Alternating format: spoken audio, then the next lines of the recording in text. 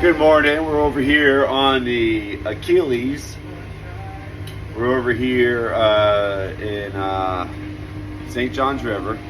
Bright and early. Look at that sun, man. If you want to wake up the right way, go ahead and let the first thing you be on a houseboat.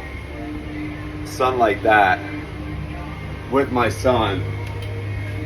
Actually, I got 3 of my boys with me.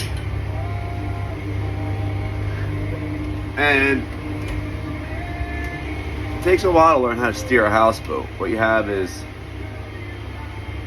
a floating house. And it's quite the arm workout. Well, good morning. Day 3.